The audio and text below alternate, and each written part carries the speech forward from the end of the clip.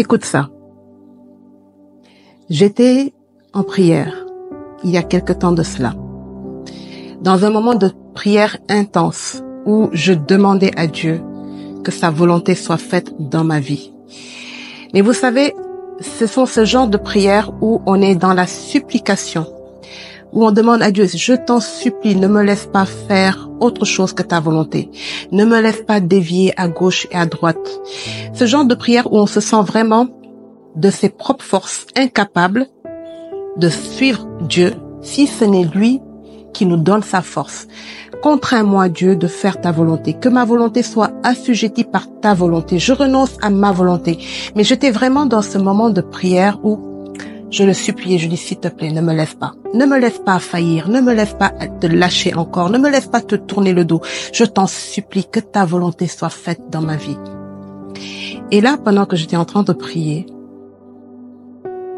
le Père me répond, le Seigneur me dit, ma volonté pour toi est déjà faite dans les cieux. Avec cette sensation, vous savez, quand le Père vous parle, il vous parle et il y a des mots, et il y a des fois, il n'y a pas de mots, mais tu comprends. Avec...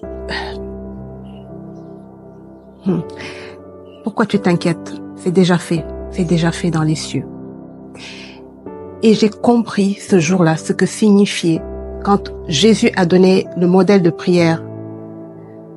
Père qui est dans les cieux, que ton nom soit sanctifié, que ton règne vienne, que ta volonté soit faite sur terre comme elle est déjà faite dans les cieux. Cette partie-là, que ta volonté soit faite. On n'est pas en train de demander. En fait, souvent quand on prie, et je sais pas, peut-être que c'est votre cas, en tout cas, ça a été le cas pour moi jusqu'à ce moment où le Père m'a dit, la volonté, ma volonté pour toi est déjà accomplie dans les cieux.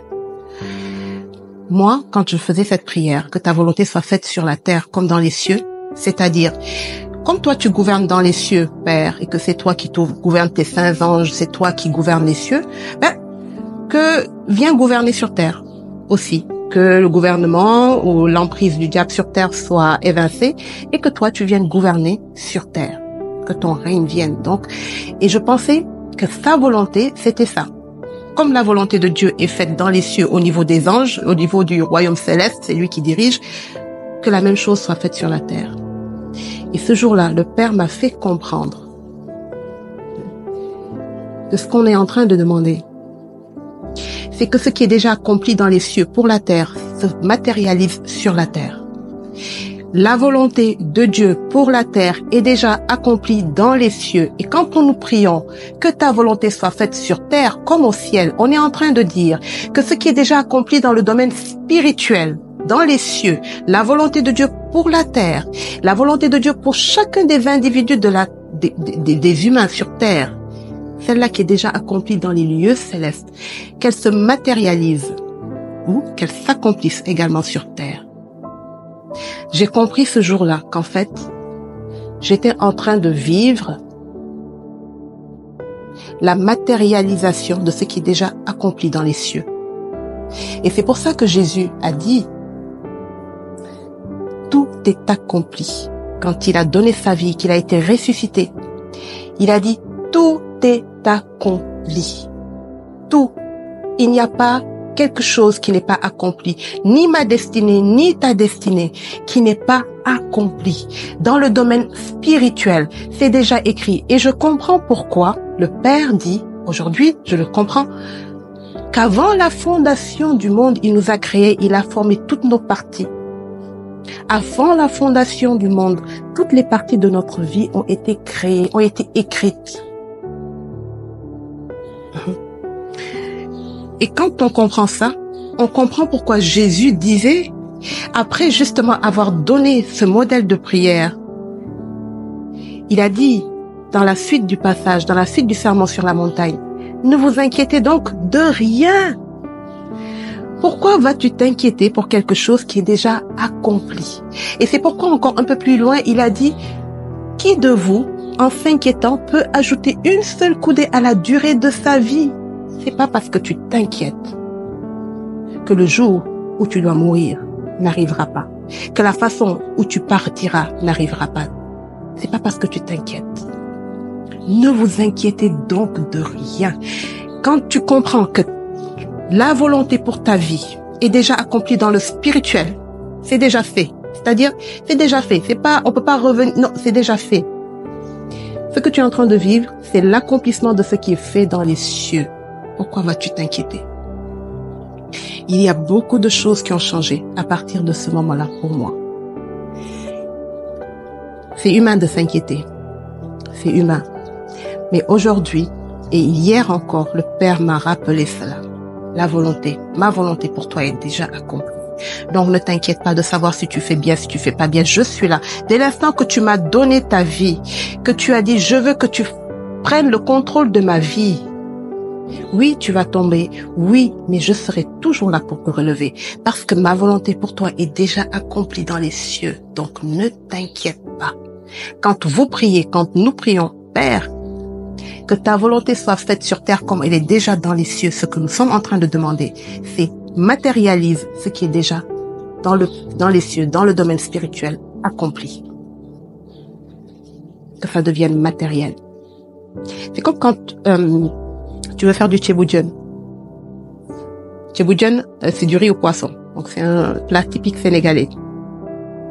Ben, quand tu veux faire ce tchèb, et que tu t'avances, tu te lèves pour aller au marché, mais dans ta tête, le tchéboudion est déjà fait, il est déjà accompli, tu sais déjà les étapes par lesquelles tu vas passer pour préparer ce riz au poisson. Tu vas aller au marché, mais peut-être qu'en allant au marché, tu vas marcher le bord de la route et qu'il y a une flaque d'eau et qu'une voiture va passer, elle va t'éclabousser. Peut-être que tu vas te disputer avec le marchand de poissons.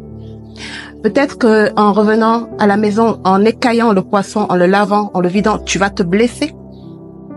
Mais est-ce que cela va empêcher que le tchèb, le riz au poisson, tu vas le préparer? Non. Toutes ces étapes sont les étapes de l'accomplissement de ce riz au poisson que tu as décidé de faire dans ton esprit, dans le spirituel. C'est la même chose. La volonté de ta vie, pour ma vie, est déjà accomplie dans les cieux.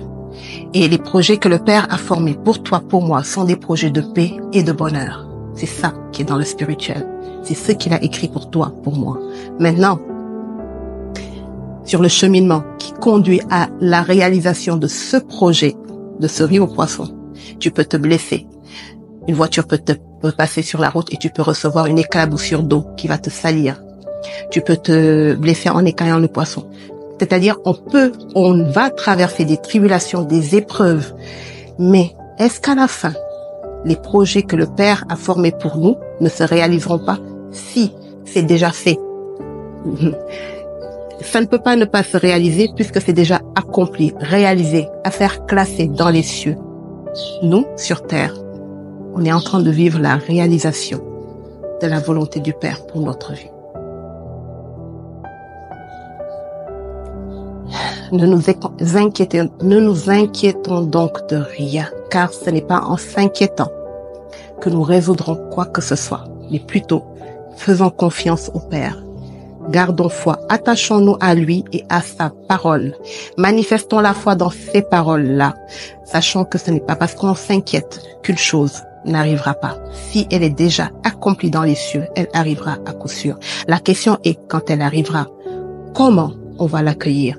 Comment on va réagir? Est-ce qu'on va s'inquiéter ou est-ce qu'on va faire preuve de foi, s'attacher au Père et courir vers lui et lui demander de nous donner le don de la foi pour rester fort et ne pas faillir?